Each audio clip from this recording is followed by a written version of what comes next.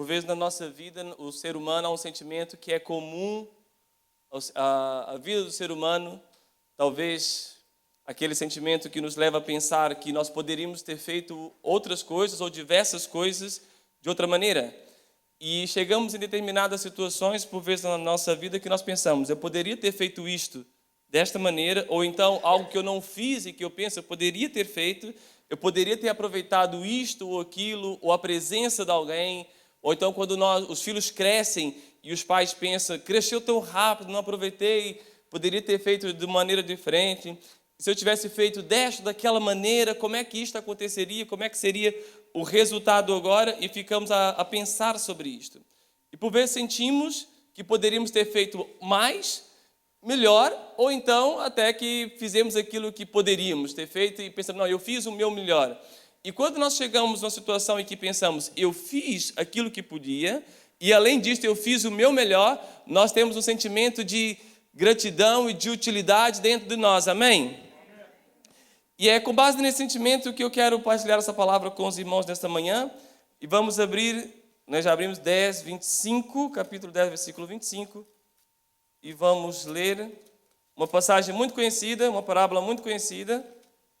Capítulo 10, versículo 25. E diz assim, e eis que se levantou um certo doutor da lei, tentando e dizendo, mestre, o que farei para herdar a vida eterna? E ele lhe disse, que está escrito na lei, como lês?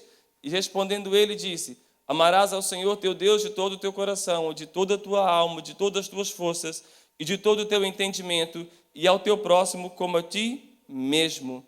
E disse-lhe, respondeste bem, faz isto e viverás. Ele, porém, querendo justificar-se a si mesmo, disse, Jesus, e quem é o meu próximo?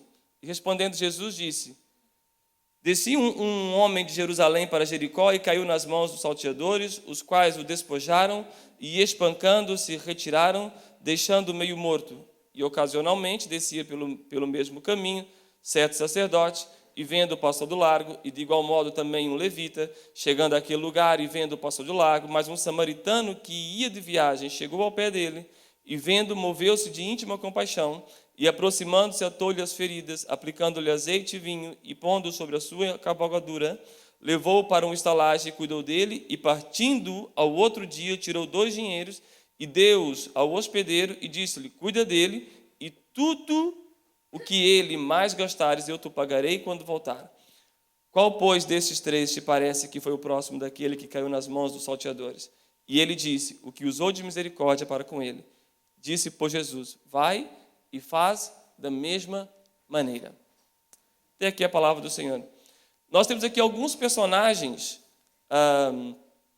nessa história, e o primeiro que eu quero partilhar com os irmãos é o doutor da lei, que diz o texto que ele chegou ao pé de Jesus para testar Jesus e disse-lhe a preocupação que estava no coração dele, ou, como o texto diz, para testar Jesus e saber a resposta que Jesus daria. E ele, quando chega, diz, Senhor, o que eu posso fazer para dar a vida eterna? Que é algo que nós pensamos, ou que já pensamos em algum momento, e isso, todos os dias temos que renovar esse pensamento dentro de nós e ter isso como uma espécie de manutenção dentro de nós para avaliar a nossa vida, que é isso que iremos fazer aqui daqui a bocadinho, que diz, examine-se, pois, o homem a si mesmo. E então Jesus diz, o que é que diz na lei? Eu amo as respostas de Jesus, porque nem sempre eram diretas, ia de encontro à revelação que o seu ouvinte tinha, e ele era um doutor da lei, se alguém que deveria saber essa resposta era ele. E Jesus lhe disse, o que é que diz, o que é que está lá? Como quem diz, tu sabes a resposta, por que é que está-me a perguntar a mim? Olha, irmãos, há tantas coisas que nós já sabemos a resposta, e parece que ainda vamos ao pastor, vamos ao líder, vamos a outra pessoa e dizemos assim, pastor, olha, está a acontecer isto e isto na minha vida, o que é que o pastor acha que eu devo fazer? Mas no nosso coração já sabemos a resposta. Pastor, meu marido me fez isso, minha esposa me fez isto, meu líder me fez isto. Pastor, e nós no nosso coração sabemos que a resposta é, perdoa. Tens que perdoar, mas vamos lá e dizemos, pastor, o que é que eu devo fazer com isso? Olha, irmã Ana Mari, o que é que eu faço nessa situação? E a irmã Ana Mari, já até sabemos o que ela vai dizer. Olha, minha querida, vai orar a Deus para perdoar essa pessoa, vai seguir caminhando, que lá na frente Deus vai te dar uma oportunidade de testemunhar isso a outra pessoa para que tu possas pregar sobre o perdão também. Olha, irmãos, a Bíblia é tão atual, não é? A coisa que vem mesmo de encontro é o nosso dia a dia. E Jesus pergunta, o que é que está na lei? Como é que entendes? Como é que tu percebes isto? Como é que tu entendes o que lá está? Que uma coisa é saber, outra coisa é compreender. E o mestre e o doutor da lei diz, amarás o Senhor teu Deus, com todas as tuas forças, toda a tua alma, de todo o teu entendimento, com tudo que há em ti. E ao teu próximo como a ti mesmo. E a resposta de Jesus, maravilhosa. Pronto, disseste bem, faz isto. Ama o teu Deus, de todo o teu coração, de toda a tua alma, com todas as tuas forças, com todo o teu entendimento.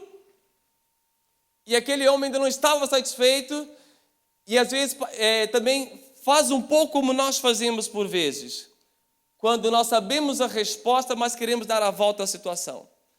Porque aquele homem que era o doutor da lei, ele sabia que a lei em si só era difícil cumpri-la na sua totalidade. Então, para dar uma volta, ele diz, quem é o meu próximo? Ao invés dele assumir que ele em si mesmo era incapaz de cumprir toda a lei e dizer, Senhor, olha, eu não consigo fazer isto, ajuda-me, Senhor, eu sou escravo do pecado, mas pela tua graça eu consigo, ajuda-me. O que ele faz é, Senhor, tudo bem, mas quem é o meu próximo? Como quem diz, eu não sei bem quem é o meu próximo. Ou então a lei não é muito clara de quem é o meu próximo. Como às vezes nós chegamos diante do pastor, do líder, do irmão mais experiente e dizemos, olha, mas nessa situação, ou no meu casamento, isto, como é que eu estou a passar por isso? Eu não suporto essa situação, eu não consigo conviver com aquela pessoa. Mas seguir a paz com todos quando for possível. Isso não é possível. E usamos ali um versículo fora do contexto, e arranjamos um pretexto, e queremos dar a volta na palavra de Deus, para termos assim uma porta dos fundos, para escapar assim, a sua capa. Meu irmão, da palavra de Deus não dá margem para isto. A palavra do Senhor é, como eu costumo dizer, pão, pão, queijo, queijo. Algumas coisas o Senhor é mesmo assertivo nela. Há outras que a Bíblia não tem opinião sobre isso, que ela tem opinião sobre tudo e tem princípios para tudo. Mas, irmãos, há coisas que não dá para ir ao lado. Está ali, pão, pão, queijo, queijo. Senhor, quem é o meu próximo? Eu não sei bem, o texto não diz quem é o meu próximo. Para amar, mas quem é esse próximo? Então o Senhor conta esse texto. Conta essa parábola a ele. E ele diz, quem te parece que é o teu próximo? Quem foi o próximo daquele homem?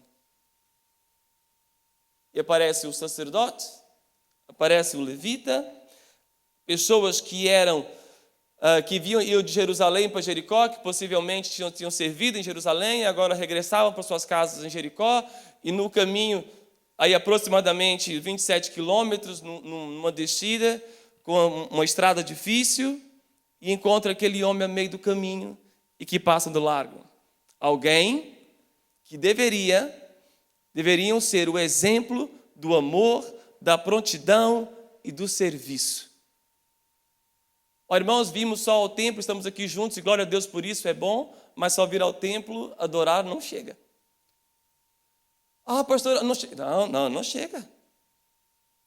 Porque quando nós vamos à igreja, viemos à igreja para adorar ao Senhor, para cultuar ao Senhor, mas depois e quando saímos, o que é que fazemos?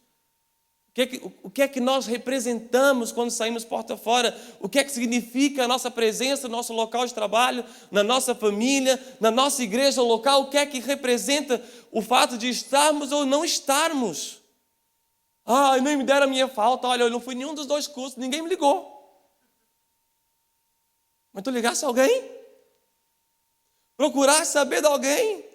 Irmãos, nós estamos sempre à espera de receber. Irmãos, nós já recebemos de Deus, já recebemos o dom gratuito de Deus, já recebemos a salvação que vem de Deus. Agora temos que proclamar essa salvação e aumentá-la e potenciar, levá-la aos outros. E isso passa por uma preocupação com outra pessoa, com um irmão, e dizer, irmão, está tudo bem contigo, irmão, está tudo bem na tua casa, precisa de alguma coisa. Olha, irmão, eu fui no primeiro, tu foste a qual? Eu não fui nenhum, misericórdia. Olha, irmão, não, continuamos a servir. Olha, irmãos, o tema para esse ano nunca foi tão oportuno.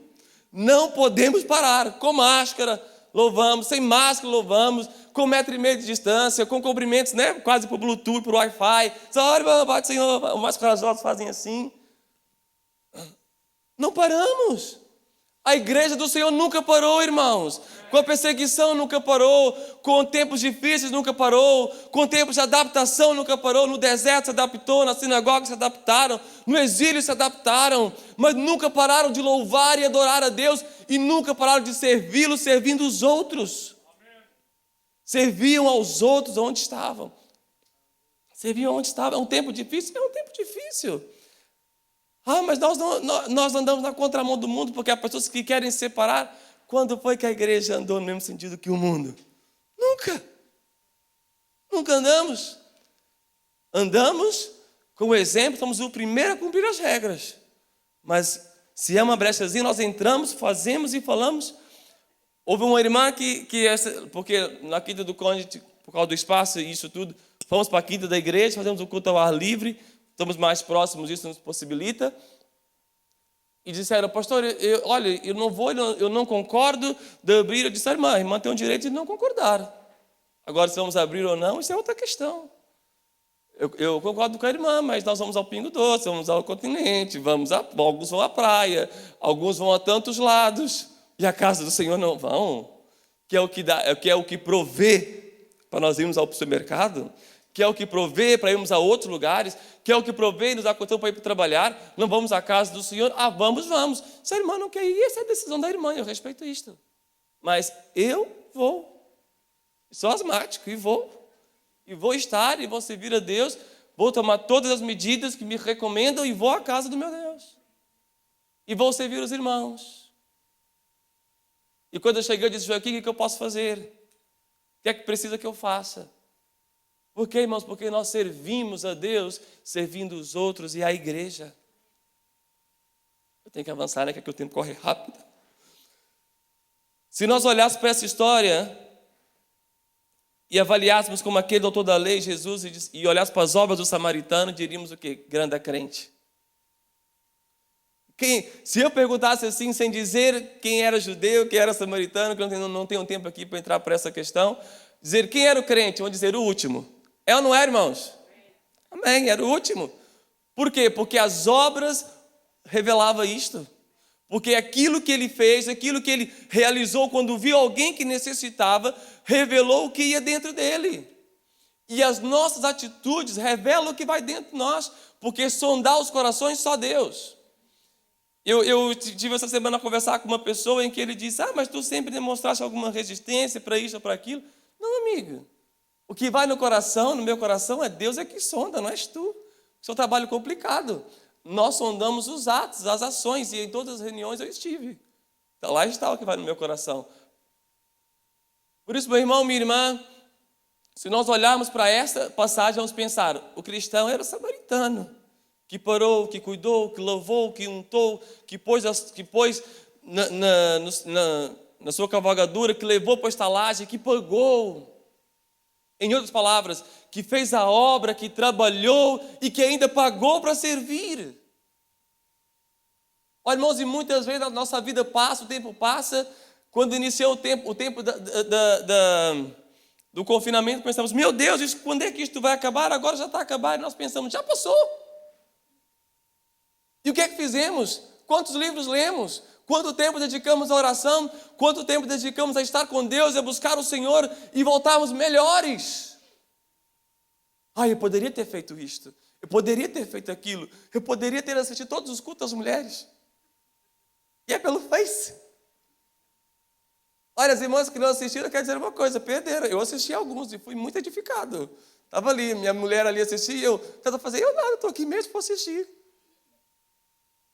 Parabéns, irmã Andressa, irmã Ana Teres, Ana Mari, não sei se há outros, mas foi as que eu assisti. Então, eu poderia ter feito. A Bíblia não fala sobre o que é que o judeu, o que é que o sacerdote, ou o que é que o levita pensaram, porque é uma parábola. Mas, irmãos, muitas vezes nós chegamos a um tempo e pensamos, poderia ter feito, poderia ter ajudado. Uma vez quando eu me converti, mas eu tenho 5 minutos. Quando eu me converti, eu me lembro no meu trabalho E havia um fulano assim, uma cara muito má, todo musculado, todo muito forte, em um determinado trabalho. E eu pensei, olha, esse nunca vai aceitar Jesus, que amava, ele gritava, ele era uma pessoa muito estranha. E eu pensava, esse nunca vai aceitar Jesus. O que é certo é que um dia ele chega, a paz do Senhor. E eu, oi? E eu, a paz do Senhor, que história é esta? No intervalo, anda cá, o que estás a fazer? Quem és tu? E ele disse, acaso esse fim de semana eu fui numa igreja. Olha, Deus falou comigo, tu acreditas? E o crente, acredito. Deus falou comigo, mudou minha vida. E eu pensei, pô, em 3 dias mudou tanto. Não, eu quero mudar. E ele com a Bíblia para ler no intervalo. Ele ia ler no intervalo na sala da refeição e eu li escondido no armazém. Eu não queria escandalizar as pessoas. Olha, o doutor da lei, para dar a volta no sistema.